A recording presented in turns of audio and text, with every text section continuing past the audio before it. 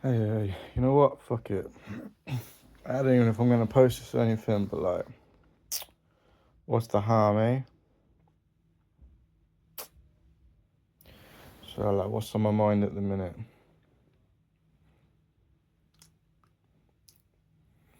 So let's put it this way. I was just searching up. Specifically, I googled the paradox of not reaching out to your friends because they won't reach out to you.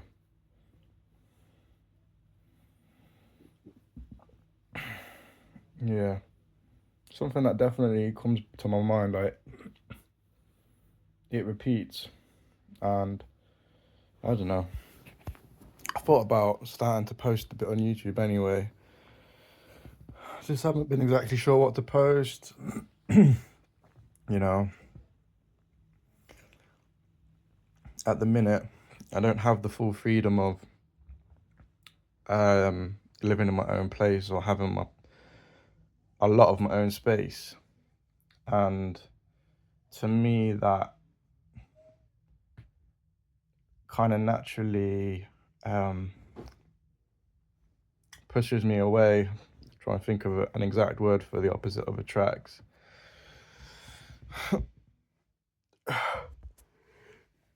Excuse me. Kind of puts me off the idea because I think it's how I am with everything, all or nothing.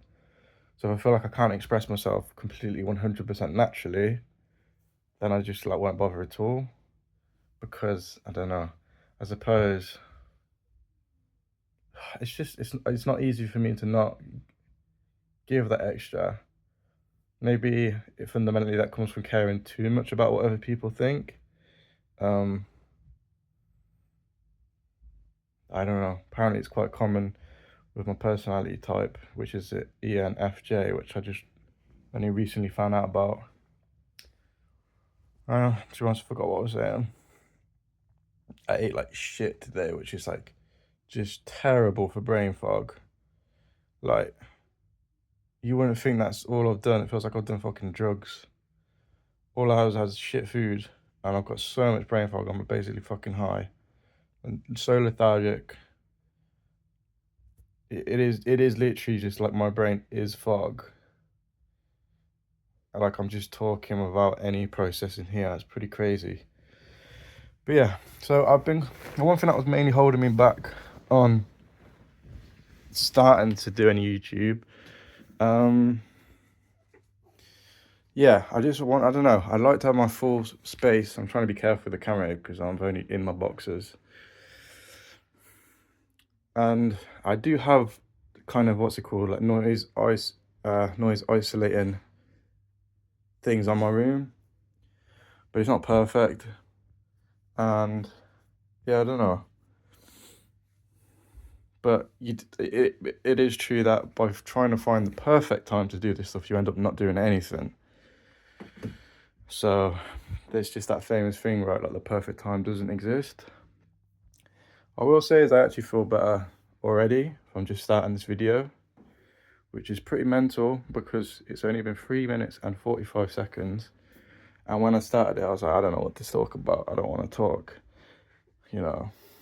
worrying about how it's going to look. And I apologize to anyone watching with all the moving around. I'm aware top YouTubers don't do that shit, but also, I don't give a fuck, man. Like, why am I trying to stand out on YouTube? It's not even a real world, man. It's all virtual. Like, you're never gonna be happy if you're trying to beat people in a world that like isn't even real. Like, okay, go back to your bed that night, right? And are you really gonna go to bed feeling proud that more people know the online version of you? Like, it's not real. I know it's real, mostly real people behind it, but it's not real. Like, the relationships we've got person to person is how it's always been. Anyway, that's a tangent. This is part of why I've thought about doing a podcast and why people close to me have encouraged it. because when I do find something passionate, I can kind of really go into town on it. But the parts that put me off is, again, like I said, about feeling a little bit held back being in my room. So right now I could feel like I'm suppressing a lot of my emotion, like I'm not speaking as emotional, or just not expressing myself as much as I feel like I want to, and can or should. I don't want to say should. And I guess part of it is you worry that this dimmed down version is not going to be good enough. But I guess looking at it like objectively, it's like it's kind of pointless being worried about getting rejected because it's not the 100% version of you anyway. Does that make sense? Anyway, I'm absolutely sure I'm not going to be the only person that thinks like this. It is hard to explain. It's even worse because, like I said, I've not looked after myself diet-wise at all today. But yeah, fuck it. I think I'm just gonna post this, and I don't know. I ain't that bothered about anyone who sees it. Like, whatever, right? It's January.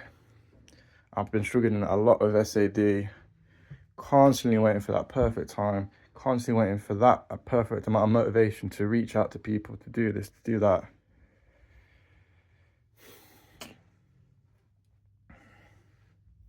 And like, the thing is, I'm known by a lot of people, and I don't think anyone would look at me and think like he is lonely.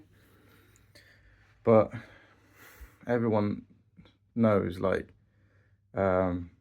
being alone and being lonely are very different things. Like, you know what I mean? And it's true. Like, I'm not alone at all. I've got a lot of people I can reach out to. But because there are barriers there, it does result in me feeling lonely. So I don't want to be embarrassed to say, like, I'm lonely, because I think that vulnerability is ultimately what connects us all. Like, humans we need each other.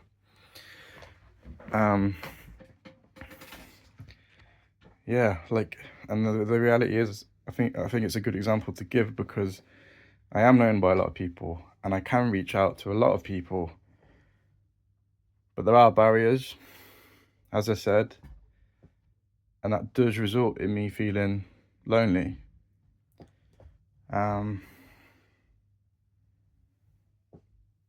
So yeah,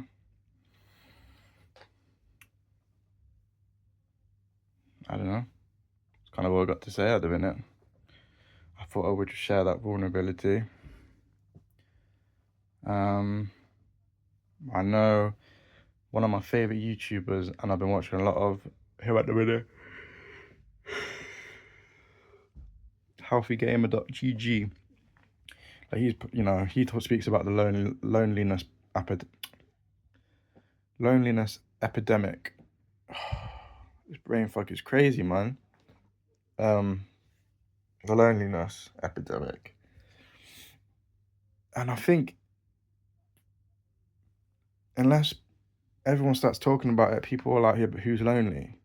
People just assume people aren't lonely, But like I said, there's a difference between being alone and feeling lonely. Like, objectively, I'm not alone, and I'm probably nowhere near being alone. But how I feel, yeah, lonely. And there are barriers for it.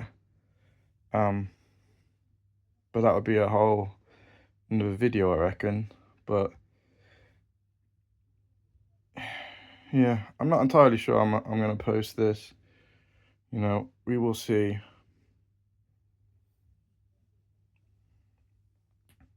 But anyway, I kind of just thought I'd try it out whilst I was feeling feeling low, and I just had some stuff on my mind. Like, first time I journaled in like a month, which is terrible. That's one of them. Like, I know that this will pass. Like, I have my ups and downs, as everyone does. Like, I know this will pass and I'll feel better soon. and my mind would probably feel completely different to this like tomorrow. But I don't know. Like I definitely feel this, and I know a lot of people do. I think everyone does.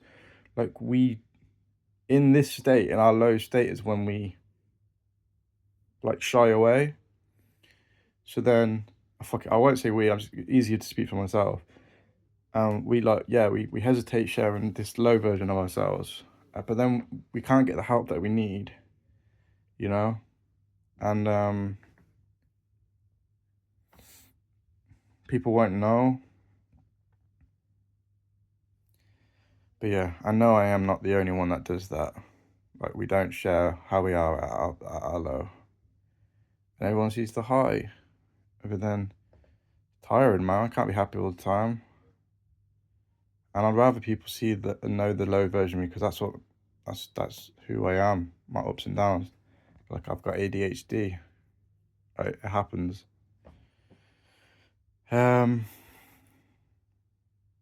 nothing bothers me more than sometimes I get it in my head about how, as a society, we're really uncomfortable with people being anything like less than happy, especially anything less than neutral. Like it really makes us as a society uncomfortable when people are struggling and they're low. How did this happen? Like, how did we get to this point? Like, for real, how did we get to a point like that, man? But yeah, I mean, yeah, fuck it. I might as well post this. In the day, not everyone's gonna watch it anyway. There's only gonna be certain people that are gonna. I've got patience and interest, open-mindedness to actually hear me talk, or hear a random talk, depending on who's listening. For 12 minutes about, they've got no idea what's going to be about, because I'm probably not going to promote anything about this. So I don't think it's really worth worrying about being vulnerable on the internet. Like, at the end of the day, it is what it is, right? Don't know.